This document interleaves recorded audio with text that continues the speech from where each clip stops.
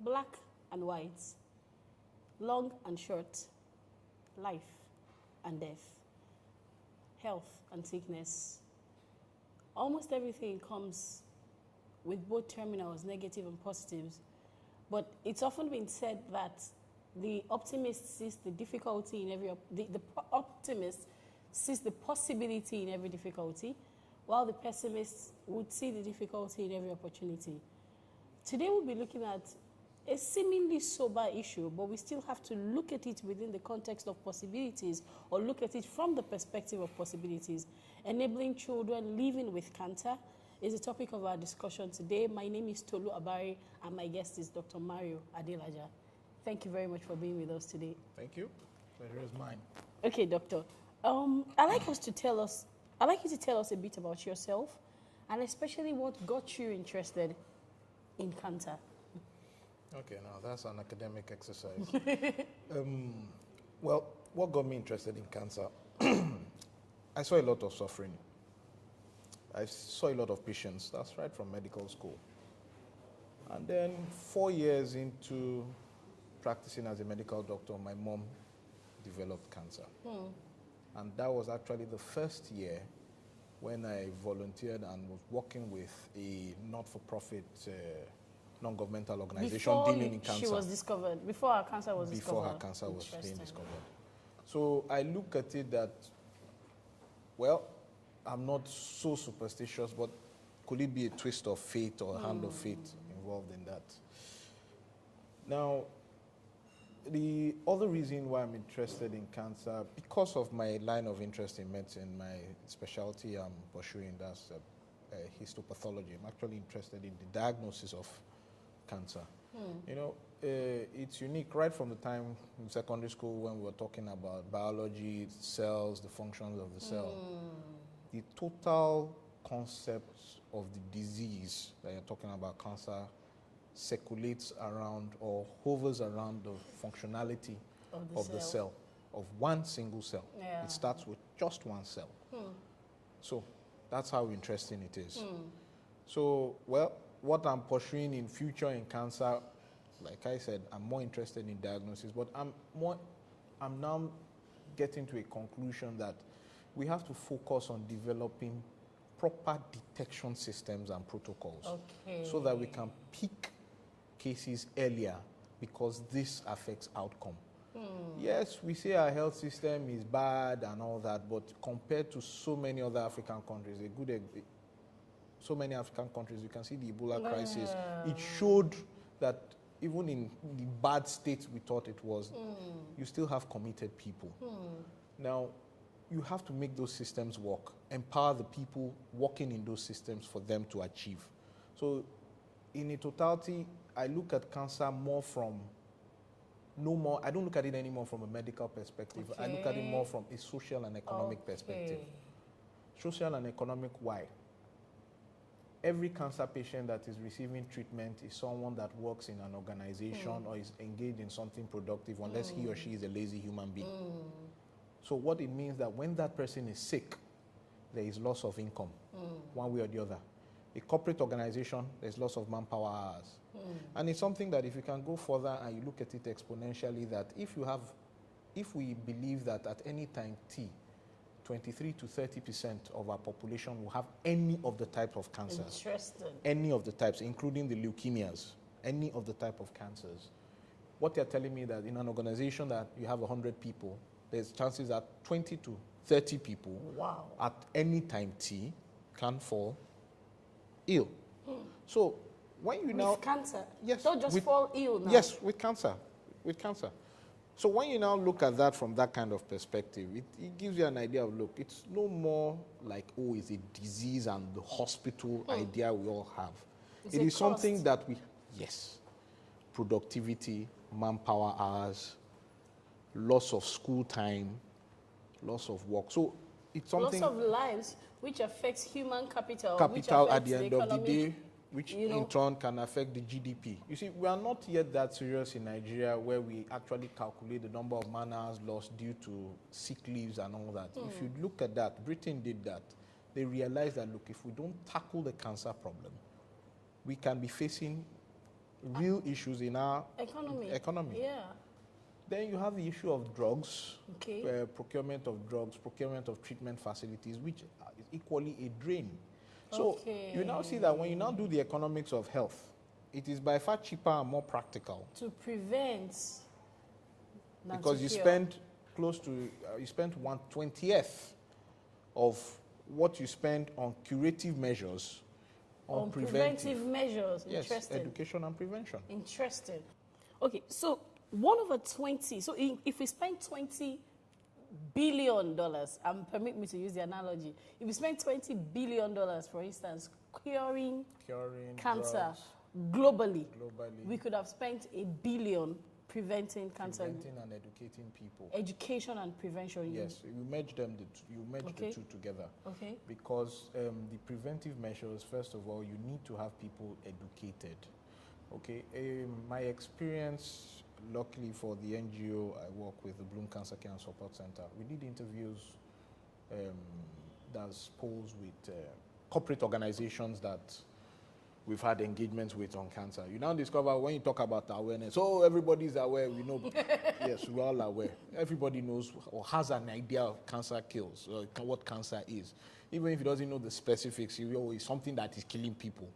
But then when you now go to specifics like in breast cancer, we discover that amongst these people who are highly educated, highly professional, only 1% knew how to do a self-breast examination properly. Wow. So then what are we saying about education? Are we educated?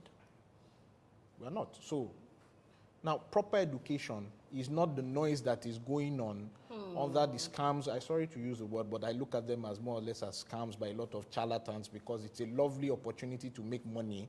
HIV is no more making money, so now the focus is cancer. But are we actually teaching our populace the proper thing and the proper steps to take?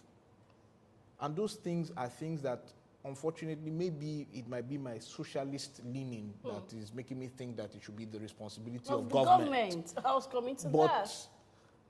I don't know. But the truth is this: it should be responsibility. It should be the responsibility. We laid the foundation of the cost, the potential cost to the economy. So If those are the 23, things. I think 23% is pretty high.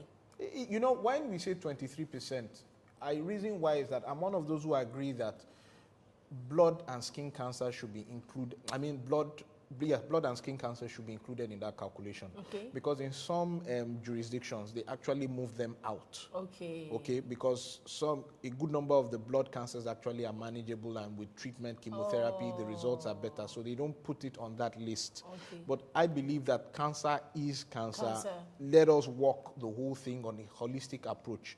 Now, there are some that are killing Nigerians more. Like you have breast cancer, cervical cancer, prostate, lung, liver.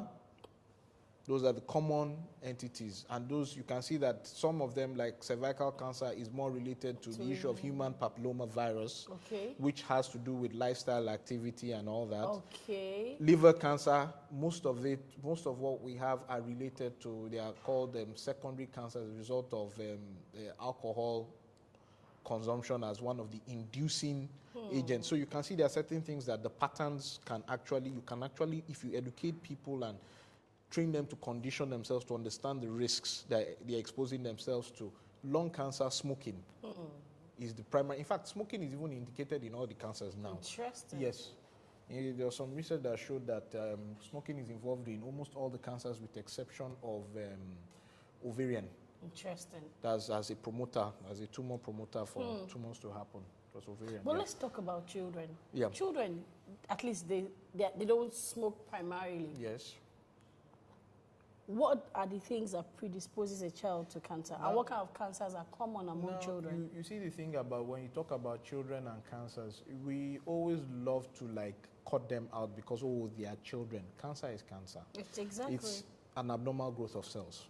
Okay. But the interesting thing there is that in terms of cancer, you have more of the blood cancers, hematologic cancers occurring in children or the young adult, than adults. the other ones. You won't see cervical cancer in a child.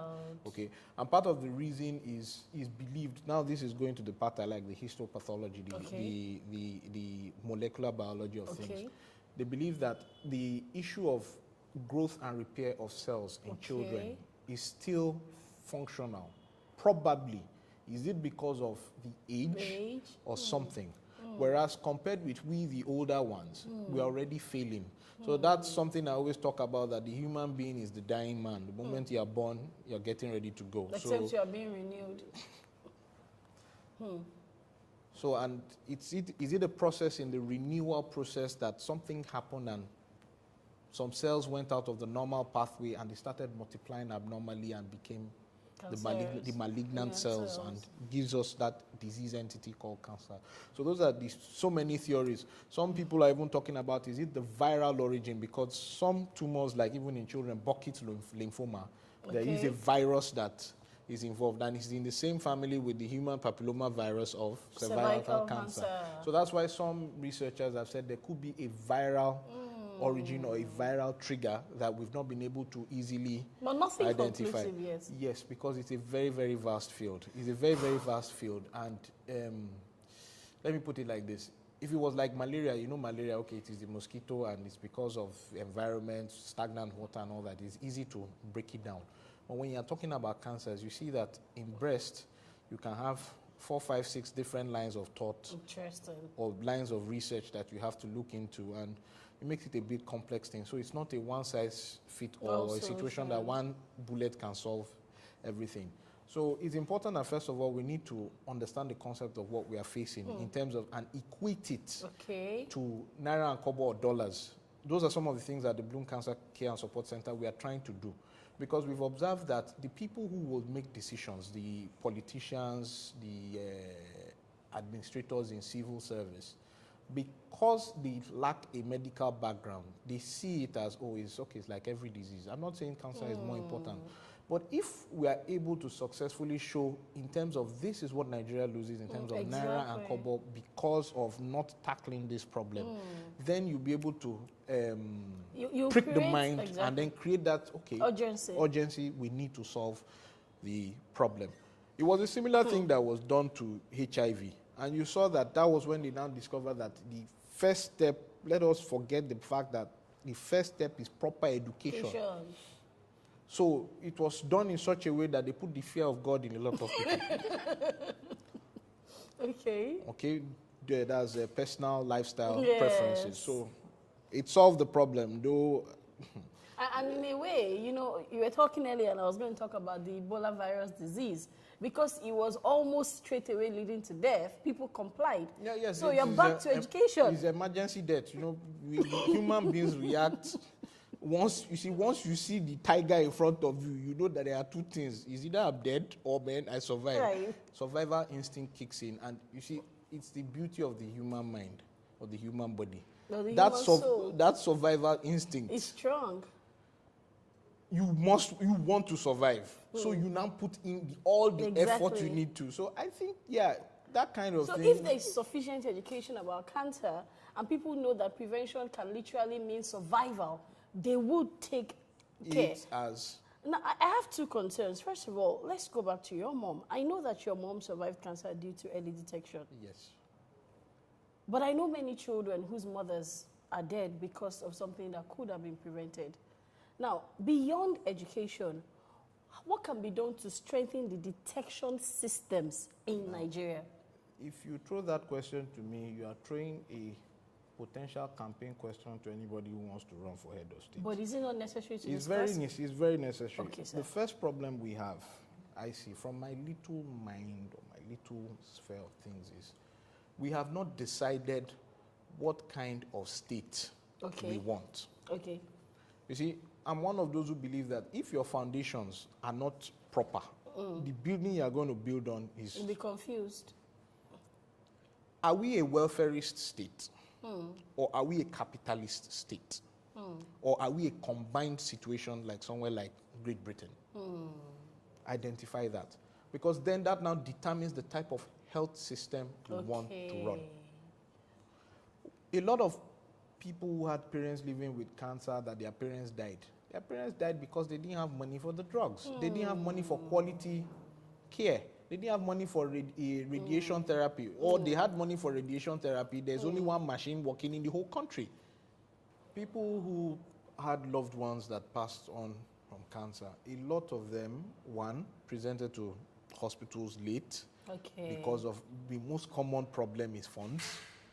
Two, they get to hospitals, facilities for radiation therapy and all that. You have only one functional radiotherapy machine in the whole country. Really? Yes, you have. We are told that it's supposed to be working in Luth, Ibadan, Sokoto, and I think Maiduguri, and then it's only the one in Sokoto that is working at the moment because it's only the government that can afford such.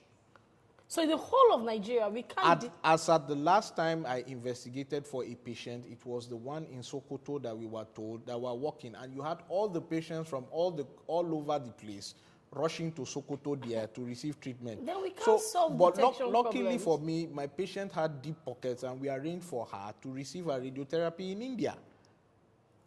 And then we complained that there is a capital, what's the grammar, the economics, flights on health tourism to India. The facilities are not there. Or go to England, America, and you get there and you see it's the same Nigerian doctors that were trained here, they are undergraduate and postgraduate. They went there and a lot of them is out of frustration. Wow. Please, doctor, do you have an idea how much it costs to buy this machine? The cost of the machine is varied. It's what you have now most of the time is partnerships with the companies that build them, because you can't pay it off the shelf. Like, let's say you want to buy a thermometer, okay, because they invested into R&D and all that, so they expect returns. So it's a partnership. But you see, these things can be done. But still, can you cost it an estimate? Last I was told it's above $10 million. Okay.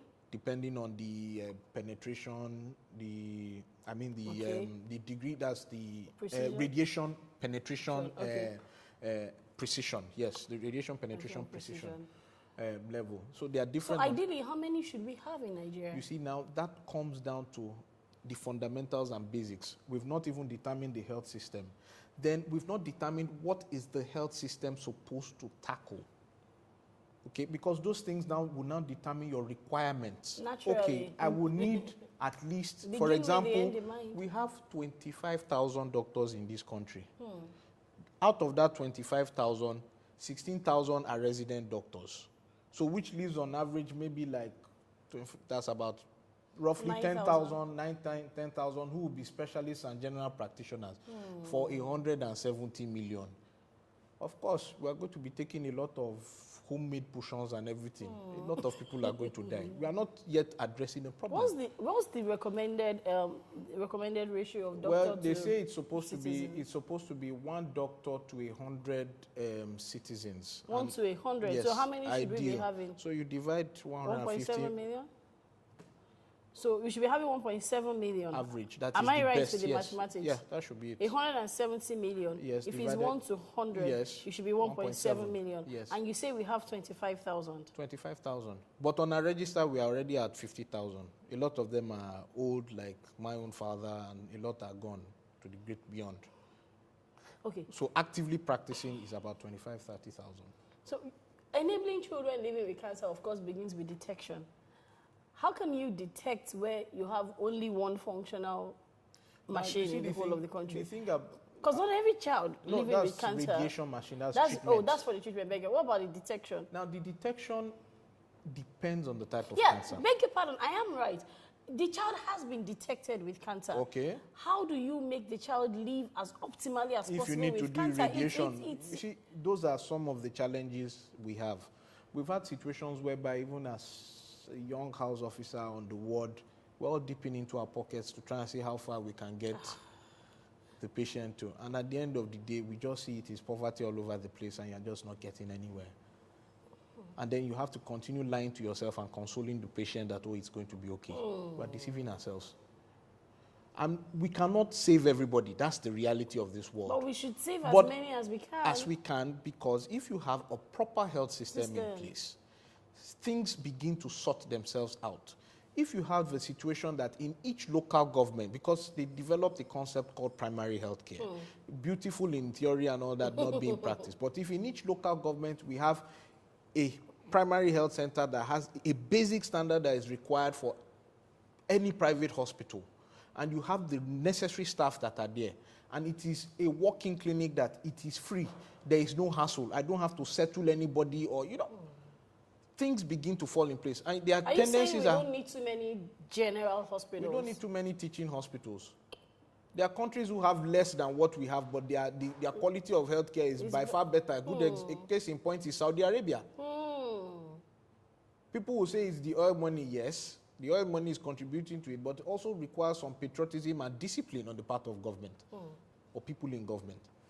So, okay, so a child living with cancer, we have one radiation center in the whole of Nigeria. Functioning. Functioning. So how are they coping as we speak? Do you know of children who how are they suffering coping? from cancer? Yes. the staff there are overworked and they're already fed up. No, I'm talking about the children. The now. children, I'm telling you the truth, people are dying. People are dying waiting to get So treatment. it's not just that they are dying. I want us to paint a very vivid picture. They are actually in more pain. The children are in more pain than they should have been. Pain depends. You see, the thing about cancer and pain, everybody attributes cancer with pain, not all the time. But they are in the discomfort in which they are not well, because cancer is a high metabolic activity. So that child would have severe weight loss, depending on type of tumor and all that. Even in adults, you see, that's why people who have cancer become very, very lean. I noticed. It's actually because those abnormal cells, the rate at which they are consuming energy compared to the normal cells, in fact, you can't compare. So it's like you're just putting a drop of water into a large ocean. So that's what happens. So that's why you have to actually get rid of those cancerous cells. By the time you are able to get rid of them, whether you use chemotherapy or you do surgery and debulk the tumor out, or you do radiation therapy and shrink the tumor size, you now see that the person starts gaining weight. So, a child living with cancer in Lagos right now. Yes. Not all of them are in pain, but all of them are in discomfort. No, everybody's in discomfort. Everybody's in discomfort. So the one child way or the can other. get radiation. Not all cases need radiation. I use radiation as an example. Now, when you need chemotherapy, for example, like in the case of my mom, the time I decided to do an official audit of what I spent with my brothers and everyone to have her alive today, we know that between us, we spent about 6.5 to 7 million naira. And that was on drugs alone and medical consumables. Surgery, lucky me, I'm a doctor. I had a lot of friends who are surgeons. In fact, it was just like we were having a house party to operate on my mom. And they all came to the hospital. The hospital I went to is a friend of mine, or a friend of my dad's also. It was free and all that. But what if you had to cost that? That is where I'm getting to. So I could do that because, they say I'm well to do. I've seen the well, but I've not seen the to do. But we give God the glory. I can do that. But what happens to millions of Nigerians that cannot? Precisely my Walk point. into the cancer wards in Luth and Lasut, for example, and have a look, and you will cry. What you are just seeing there is a reflection of poverty and a non-functional health system. So please, doctor, I'm sorry to take you through the hassles, but we have to establish the scope of the problem. Yes. What then do you do to that child? You work in Now, for these hospitals. for dealing with such a child, sincerely, once you've identified the type of cancer, it determines if you're going to work with a surgical oncologist or a medical oncologist. Okay. Here in Nigeria, most times it's semi-combined. Because of the lack of so many hands in specialties, our specialization process, a specialist will do almost all the general fields in that specialty. And that way, he loses the opportunity to be developing depth and specialized expertise. skills. Exactly. Yeah. Doctor, we have to wrap it up on this note for today. No problem. But we definitely will have to continue. My name is Tolu Abari. Sit tight, and you will have to join us same time, same station next week to continue this very enlightening and absolutely necessary discussion on enabling children living with cancer. Thanks for doing this with us today. See you same time, same station next week, and let's continue the conversation. Thank you.